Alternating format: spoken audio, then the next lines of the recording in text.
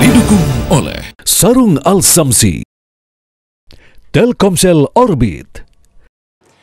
Kita awali dengan informasi yang pertama, pemirsa. Satu unit mobil kas Bank BUMN berisi uang miliaran rupiah terbakar hebat di Kabupaten Polowali Mandar, Sulawesi Barat.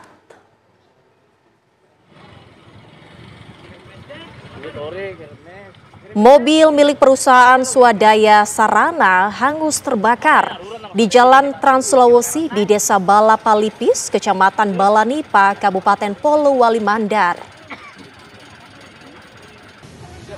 Diketahui mobil sedang membawa uang tunai sebanyak 5,2 miliar rupiah milik sebuah bank BUMN untuk mengisi sejumlah mesin anjungan tunai mandiri ATM. Sebelum terbakar, mobil tersebut sempat 2 kali mengisi mesin ATM. Diduga api berasal dari korsleting listrik.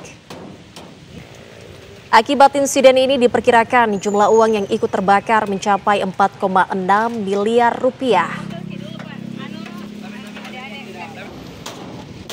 Polisi memasang garis polisi di lokasi kejadian dan memeriksa sejumlah saksi untuk menyelidiki penyebab kebakaran mobil.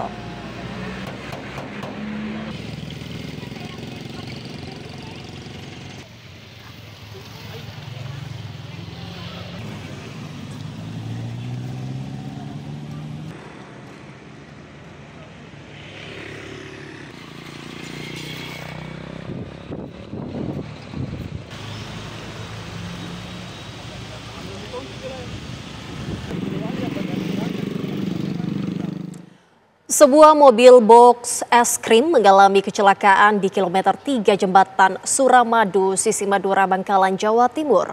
Kecelakaan tunggal terjadi akibat pecah ban belakang hingga membuat mobil terguling hingga menutupi separuh badan jalan.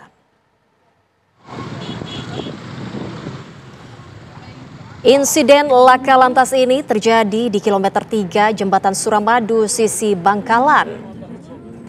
Kendaraan niaga berupa mobil box bermuatan es krim terguling dan melintang di tengah jalur dari arah selatan menuju Bangkalan.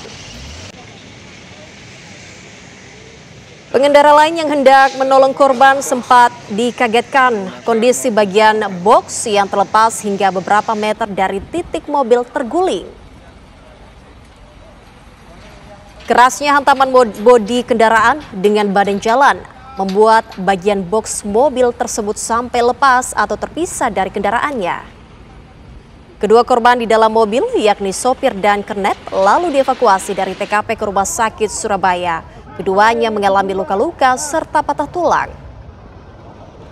Sementara mobil box kini dibawa ke kantor unit Gakum Satlantas Polres Bangkalan sebagai barang bukti.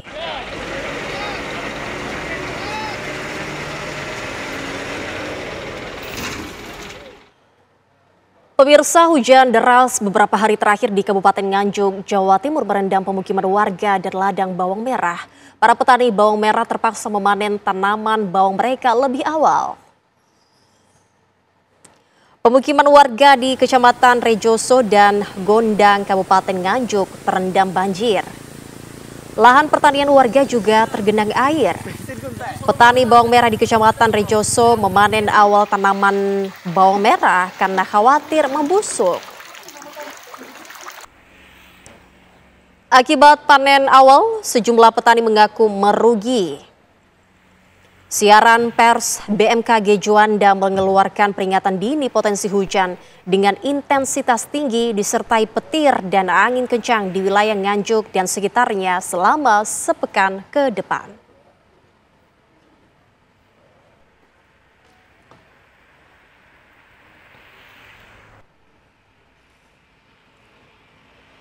Seorang mahasiswi Universitas Pakuan, Bogor, Jawa Barat terjatuh dari lantai 3 gedung kampus. Detik-detik jatuhnya korban terekam kamera CCTV kampus.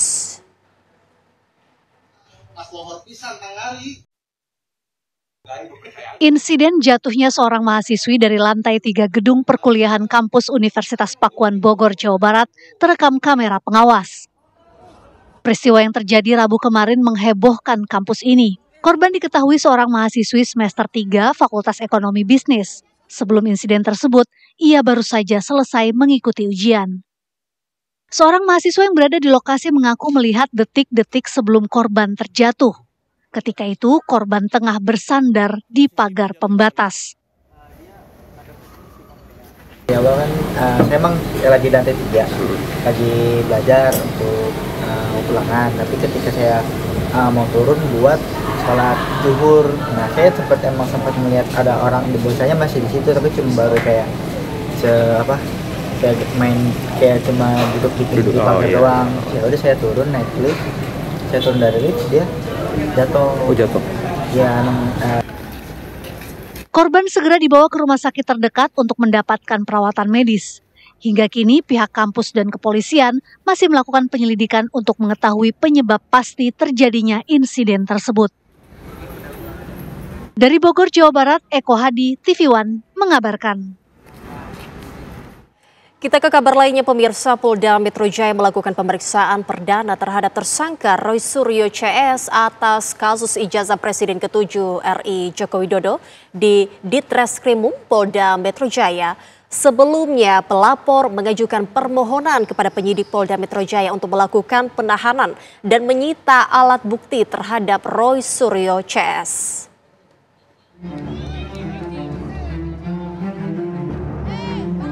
Roy Suryo, Rismon Sianipar, dan Tifauziah Tiasuma tiba di gedung Ditreskrimum Polda Metro Jaya bersama kuasa hukumnya pada Kamis pagi pukul 10.15 waktu Indonesia Barat.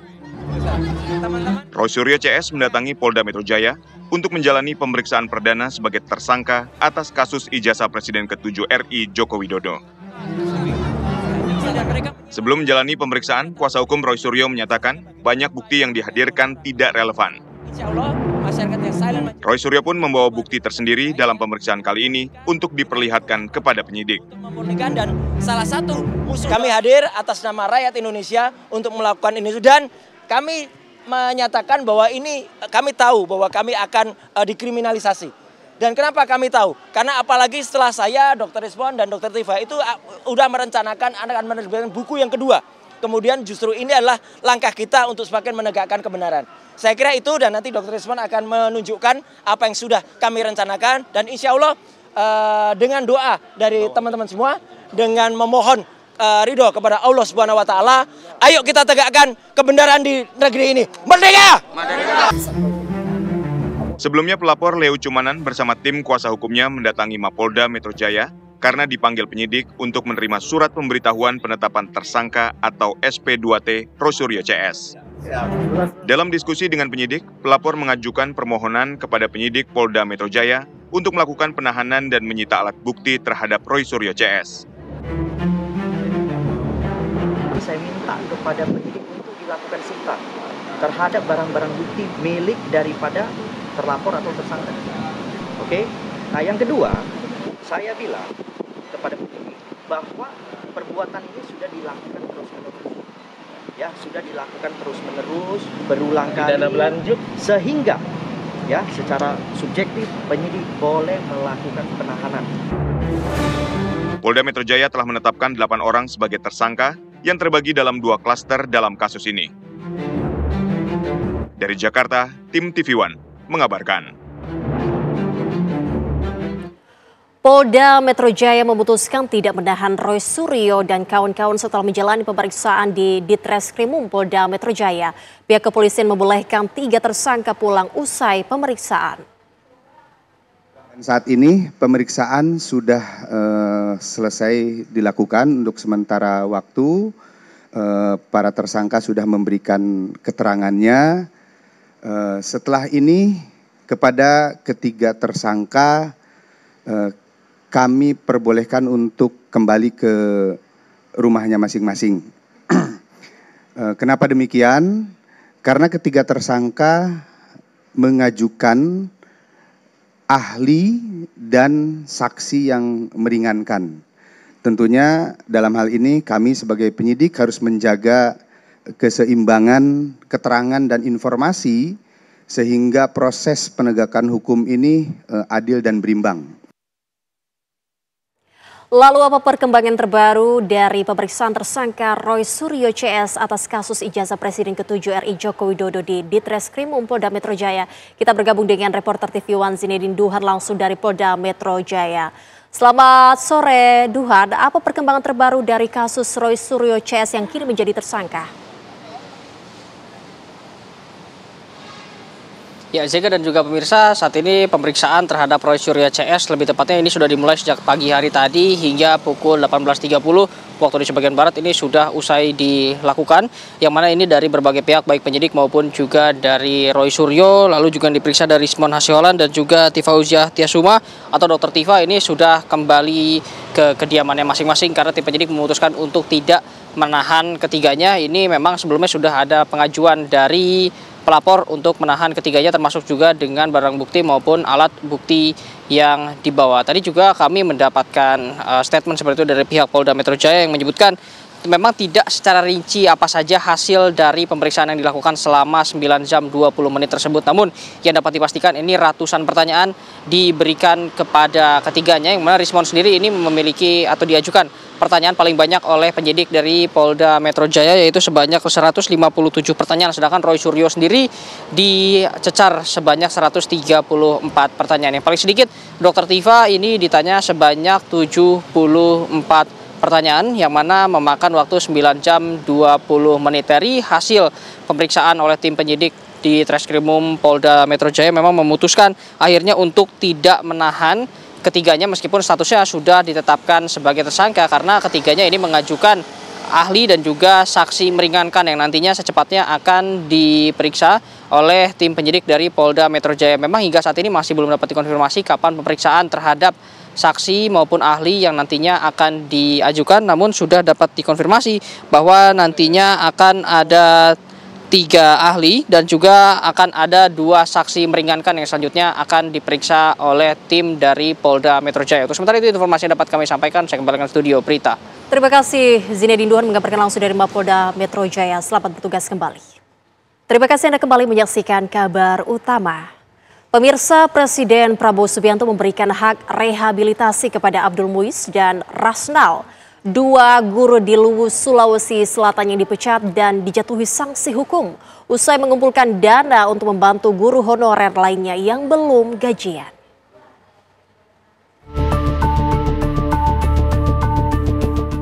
Upaya mencari keadilan kedua guru tersebut berujung manis. Keadilan yang mereka tunggu-tunggu dibayar tunai. Upaya gerasi yang digalang mendapat respon dari Presiden Prabowo Subianto dengan memberikan hak rehabilitasi kepada Abdul Muiz dan Rasnal. Keputusan tersebut diambil setelah menerima aspirasi dari masyarakat dan berbagai pihak yang memperjuangkan pemulihan nama keduanya. Penandatanganan surat rehabilitasi tersebut dilakukan langsung oleh Presiden Prabowo Subianto sesaat tiba di tanah air usai melakukan kunjungannya ke Australia. Rasnal dan Abdul Muiz mengucapkan terima kasih kepada Presiden atas rehabilitasinya. Dengan pemberian rehabilitasi dari Presiden, kedua guru itu mendapatkan pemulihan nama baik dan keduanya bisa tetap mengajar menjadi guru di SMA Negeri 1 Luwu Utara. Dari kasus ini diharapkan tidak ada lagi kriminalisasi terhadap guru-guru dimanapun. Tim TV One mengabarkan. 2 guru di Luwu, Sulawesi Selatan yang dipecat dan dijatuhi sanksi hukum usai mengumpulkan dana untuk membantu guru honorer lainnya yang belum gajian mengucapkan terima kasih kepada Presiden Prabowo Subianto atas rehabilitasi dari Presiden. Berikut pernyataan keduanya. Diskriminasi baik itu dari aparat penegak hukum maupun dari birokrasi atasan kami yang seakan-akan tidak pernah peduli dengan kasus kami yang kami hadapi. Jadi sekali lagi terima kasih kepada Bapak Presiden, terima kasih kepada Partai Gerindra yang dimana menolong kami untuk hadir di Jakarta sini. Terima kasih. Ya, terima kasih teman-teman media. Ini adalah sebuah perjalanan yang sangat melelahkan. Kami telah berjuang dari bawah, dari dasar sampai ke provinsi, Sayangnya kami tidak bisa mendapatkan keadilan. Setelah kami bertemu dengan Bapak Presiden, alhamdulillah Bapak Presiden telah memberikan kami rehabilitasi, dan itu sebuah, saya tidak bisa mengatakan sesuatu kepada Bapak Presiden. Terima kasih Bapak Presiden, terima kasih pada Bapak Mensesnek dan teman-teman Partai Gerindra. Saya bersyukur kepada Allah Subhanahu wa taala, dengan jalan ini kami telah memperoleh keadilan sekarang dan direhab, kami punya nama baik. Terima kasih teman-teman media. Harapan ke depannya seperti apa Pak setelah mendapatkan semua ke depan tidak ada lagi kriminalisasi terhadap guru-guru yang sedang berjuang di lapangan, dan itu sekarang ini teman-teman itu selalu dihantui bahwa kalau kita sedikit berbuat salah selalu ada hukuman-hukuman yang tidak pantas. Kita ke kabar lainnya pemirsa, pedagang alat kesehatan dan obat-obatan di Pasar Pramuka Matraman, Jakarta Timur protes usai pihak Pasar Jaya menyegel sejumlah toko.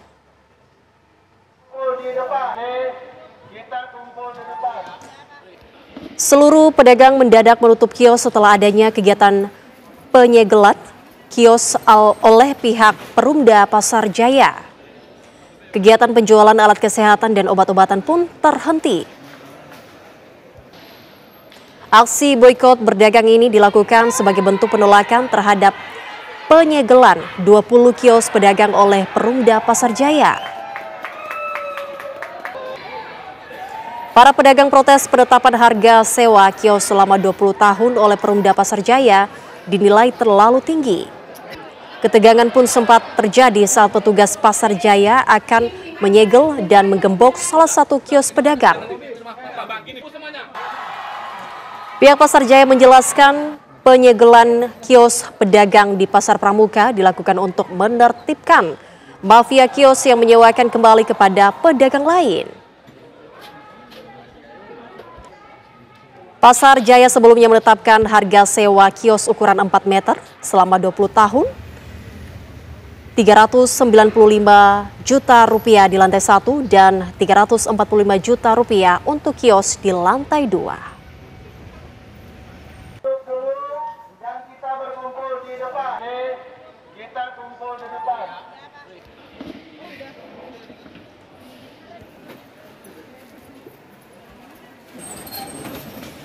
Anda kembali di kabar utama.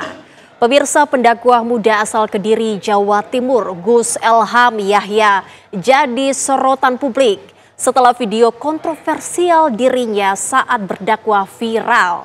Atas polemik tersebut, Gus Elham memberikan klarifikasi resmi.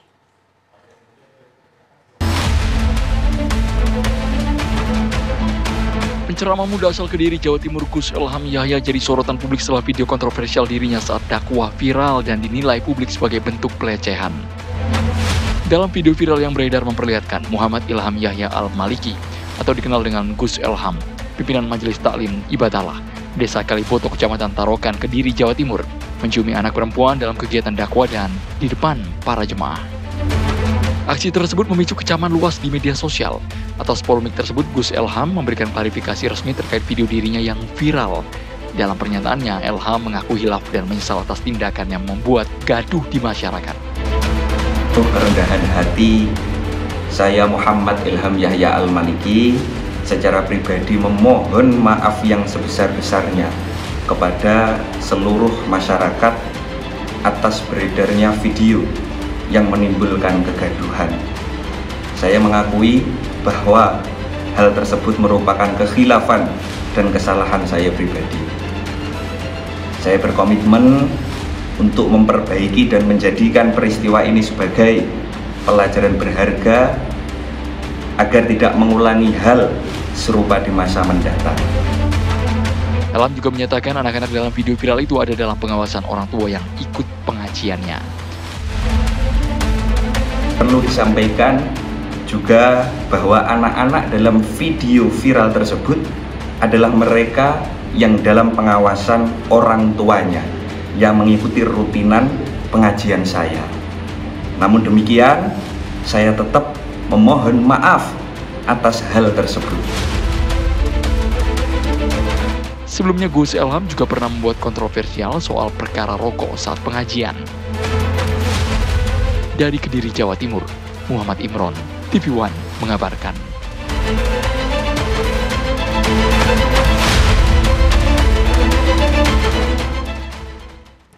Wakil Menteri Agama Romo Muhammad Syafi'i menilai perbuatan Gus Elham sebagai penceramah tidak pantas dan harus kembali kepada etika yang ada. Intinya agar anak-anak madrasah, anak-anak pesantren mendapatkan pemenuhan haknya sebagai peserta didik dan jauh dari tindak kekerasan yang tidak seharusnya mereka terima. Tentu saja kasus-kasus itu mungkin tetap ada ya, tapi kita tadi sepakat agar ke depan pengawasannya lebih ditingkatkan terhadap yang bersangkutan. Memang harus ada upaya mengembalikan kepada posisinya agar tidak mengulangi perbuatan-perbuatan. Jadi kita sepakat dengan pendapat publik bahwa itu tidak pantas. Rais Am, pengurus besar Nahdlatul Ulama, mengecam keras perilaku pendakwa muda asal Kediri, Jawa Timur, Gus Elham yang mencium anak perempuan di atas panggung. Kiai Haji Miftahul Akhyar menegaskan perilaku tersebut tidak boleh terulang lagi dan bisa menjadi pembelajaran untuk pendakwah dan masyarakat. Diberi sanksi yang menjerakan. Jadi sikap PBNU gimana ini Pak Yai? Apakah istilahnya apa yang cocok, mengutuk apa-apa? Oh, mengecam ya? Mengecam keras. Yang berhak menyanksi siapa Pak Yai? Kalau seperti itu disangsikan tadi menegur, kan bilang disanksi. Nah, yang menyanksi siapa? Yang berwajib kan yang punya. Kalau NU kan sanksinya paling administrasi. Jadi bukan delik aduan ya jadi pihak berwajib wajib. Iya, berwajib juga harus istilahnya menjemput bola. Harus menerima laporan. Pak Yai, biar tidak terulang lagi ke depan PBNU gimana Pak? Apakah akan ada sertifikasi dari tim? Sudah PBNU membentuk tim Satgas gitu ya? Iya, sudah dibentuk. Kita beralih ke kabar lainnya pemirsa, misteri kematian sopir taksi online akhirnya terungkap setelah polisi menangkap 2 pelaku perampokan sekaligus pembunuhan terhadap korban. Lalu apa motif dibalik aksi bejat pelaku? 2 pelaku berinisial RS dan AH berhasil dibekuk polisi di Kabupaten Ciamis, Jawa Barat. Keduanya berhasil melarikan diri setelah merampok dan membunuh seorang sopir taksi online bernama Ujang Adiwijaya. Korban dibunuh dengan cara dijerat menggunakan tali jemuran. Jasad korban ditemukan terikat di tepi jalan tol Jagorawi kilometer 30.800 kawasan Citerep, Kabupaten Bogor. Polisi berhasil mengendus jejak pelaku berbekal keterangan sejumlah saksi mata, rekaman CCTV dan jejak yang tertinggal di barang bukti yang melekat pada korban. Terdesak kebutuhan ekonomi menjadi motif utama kedua pelaku merampok dan membunuh korban. Yang awal, kemudian dari pendalaman kemungkinan besar karena desakan ekonomi. Jadi mereka melakukan pemesanan online dan ketika mereka memasuki mobil dari komunitas online tersebut mereka langsung menjerat leher korban dengan tali jemuran dari belakang dan juga memukul kepala korban. Kedua pelaku dijerat dengan pasal 365 dan 340 KUHP dengan ancaman hukuman mati, penjara seumur hidup atau 20 tahun penjara. Sebelumnya jasad sopir taksi online bernama Ujang Adiwijaya, warga asal Depok, Jawa Barat, ditemukan terikat di kilometer 30 tol Jagorawi, Kabupaten Bogor, Jawa Barat. Polisi juga menemukan lebam dan luka tusukan di sekujur tubuh korban. Tak butuh hitungan minggu, polisi berhasil membekuk 2 pelaku yang membunuh korban. Dari Depok, Jawa Barat, Meli Kasnah, TV One, mengabarkan. Sebanyak total 13 orang korban ledakan di SMA Negeri 72 Jakarta masih dalam perawatan. Salah satu diantaranya yang masih berada di ruang ICU dan akan dirujuk ke RSCM untuk menjalani operasi cangkok kulit. Mayoritas korban ledakan mengalami gangguan pendengaran mulai dari ringan hingga cukup parah. 12 orang menjalani rawat inap dan 1 korban lainnya yang akan dirujuk ke RSCM mengalami luka bakar tingkat 3. Adapun kondisi para korban yang menjalani rawat inap berangsur membaik dan diharapkan dapat segera kembali ke keluarganya pada akhir pekan ini. Rumah Sakit Islam Jakarta Cempaka Putih juga turut menyediakan fasilitas untuk pembelajaran bagi para korban sejak hari Senin lalu.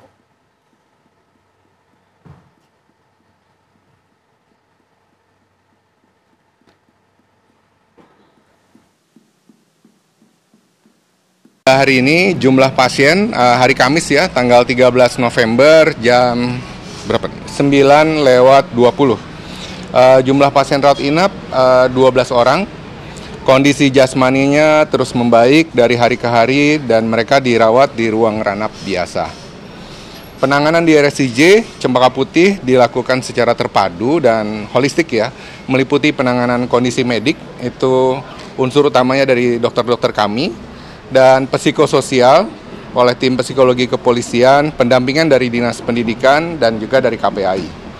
Fokus kami saat ini setelah hampir seminggu ya, adalah pada penanganan kondisi penurunan indera pendengaran pada pasien. Komisi Perlindungan Anak Indonesia akan melakukan pendampingan kepada anak yang berhadapan dengan hukum pelaku peledakan SMA Negeri 72. KPAI menegaskan proses hukum ABH akan mengedepankan restoratif justice atau pembinaan mengingat pelaku masih dalam kategori anak-anak.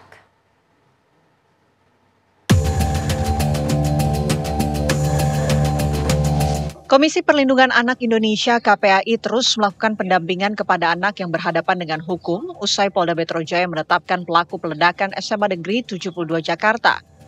KPAI menegaskan akan terus mengawasi pihak kepolisian atau lembaga terkait yang menangani kasus tersebut menggunakan metode restoratif justice mengingat pelaku dalam kategori anak-anak. Intinya kalau ada anak berhadapan dengan hukum itu SPPA-nya adalah lebih mendahulukan diversi dan restorasi justice. Bagaimana penyelesaian perkara itu di luar pengadilan. Yang kemudian lebih mengedepankan untuk prinsip terbaik bagi anak. Menggunakan restorasi justice, ya karena ini sebenarnya kalaupun ada hukuman kepada anak, itu bukan karena pembalasan tapi lebih kepada anak istilahnya itu kayak sekedar sekedar supaya anak jerah lah, kira-kira begitu. Tapi untuk lebih mengarah kepada pemulihan korban. ABH dikenal sebagai pribadi yang tertutup dan tidak memiliki teman di lingkungan sekolah. Pendampingan orang tua dan peran sekolah pun dinilai penting untuk menjalin komunikasi yang baik serta mengetahui karakteristik anak. KPAI juga menegaskan bahwa akan melakukan evaluasi bersama Kementerian Pendidikan terkait peningkatan pengawasan sekolah dan perlindungan anak. Dari Jakarta, Hafsah Syafira, Azari Narotama, TV One mengabarkan. Anda kembali menyaksikan kabar utama. Pemirsa, Menteri Keuangan Purbaya Yudisadewa meninjau langsung pelaksanaan tugas dan layanan Bea Cukai Tanjung Perak, Surabaya, Jawa Timur. Dalam unggahan di akun TikTok, Menteri Keuangan Purbaya Yudisadewa melihat proses pemeriksaan fisik barang ekspor impor yang ada di long room atau tempat pemeriksaan barang ekspor dan impor di Pelabuhan Peti Kemas.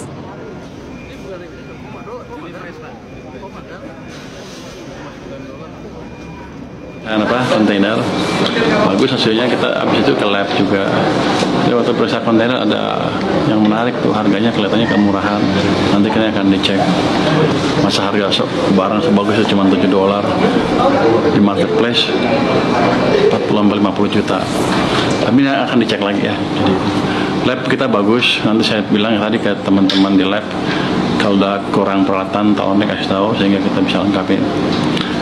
Tadi juga saya lihat pengoperasian kontainer scanner baru 2 minggu rupanya dipasang, lumayan bagus walaupun belum sempurna. Saya pikir itu akan memperbaiki dan mempercepat kemampuan pengecekan barang para pegawai bea cukai di sana. Seorang jemaah umroh asal Kabupaten Magelang, Jawa Tengah dilaporkan hilang di kota Mekah, Arab Saudi sejak sepekan lalu. Hingga saat ini pihak keluarga belum memperoleh kabar pasti mengenai keberadaannya. Kabar hilangnya Sugio, jemaah umroh asal Kabupaten Magelang, Jawa Tengah, disampaikan oleh pihak Biro Perjalanan pada Rabu kemarin kepada keluarga. Saat kejadian, rombongan sedang bersiap menunaikan sholat asar. Saat itu, Sugio mengeluh kurang sehat usai menunaikan sholat zuhur dan memilih beristirahat di kamar hotel. Pihak keluarga bersama Biro Perjalanan telah melaporkan kehilangan tersebut kepada Konsulat Jenderal Republik Indonesia di Arab Saudi. Pihak Biro Umroh bersama otoritas setempat masih melakukan proses pencarian terhadap Sugio. Kontak terakhir antar keluarga dan Sugio terjadi pada Selasa kemarin, saat ia sedang dalam perjalanan dari Madinah menuju Mekah. Keluarga berharap Sugio bisa segera ditemukan dalam keadaan selamat.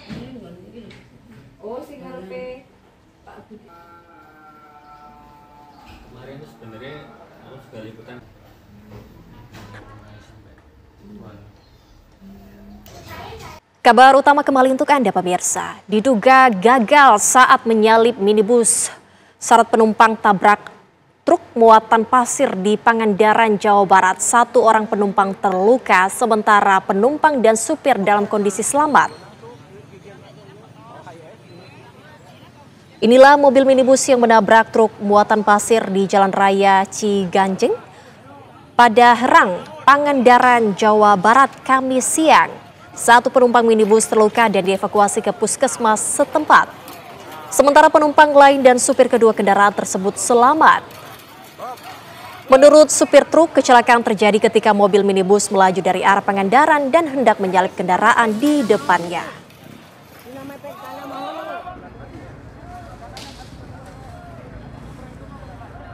Pemirsa, pria cantik yang viral di media sosial atau tenar dengan sebutan Sister Hong ternyata seorang pria tulen.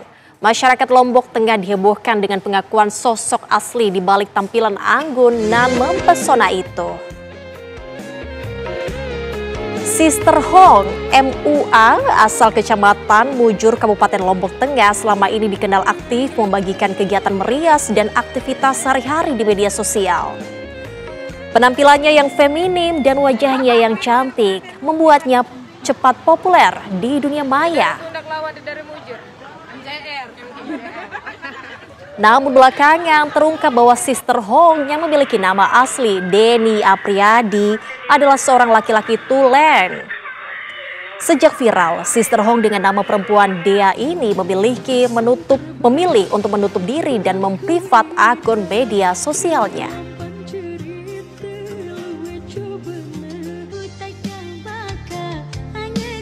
Tegas bahwa di sini adalah kalau umpamanya laki-laki dia lebih memilih untuk merubah total jenis kelamin yang menjadi jenis kelamin perempuan, maka itu haram. Sebaliknya ketika seorang perempuan akan merubah total kelaminnya ke laki-laki juga adalah haram. Tentu ini adalah beban moral dan beban yang harus dipikul oleh masing-masing kita. Sebagai tokoh agama, sebagai penyuluh, ataupun sebagai da'i, jangan bosan-bosannya untuk memberikan pencerahan dan penerangan kepada masyarakat. Pemirsa, kabar penting sepanjang hari ini kami rangkum selengkapnya dalam News Flash berikut ini.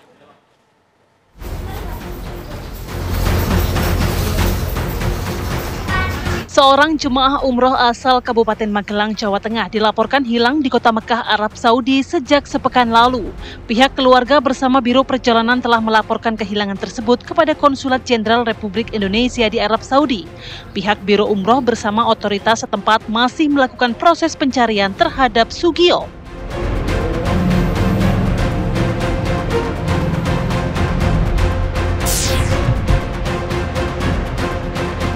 Pendakwah muda asal Kediri, Jawa Timur, Gus Elham Yahya, jadi sorotan publik setelah video kontroversial dirinya saat dakwah viral dan dinilai publik sebagai bentuk pelecehan. Atas polemik tersebut, Gus Elham memberikan klarifikasi resmi terkait video dirinya yang viral. Dalam pernyataannya, Elham mengaku hilaf dan menyesal atas tindakan yang membuat gaduh di masyarakat.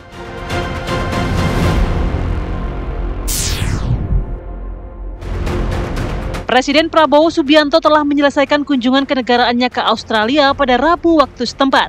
Kunjungan tersebut menghasilkan beberapa kesepakatan penting yang berfokus pada penguatan hubungan bilateral dan strategis kedua negara. Prabowo yakin hubungan yang baik dengan negara tetangga akan memudahkan Indonesia saat mengalami masa-masa sulit.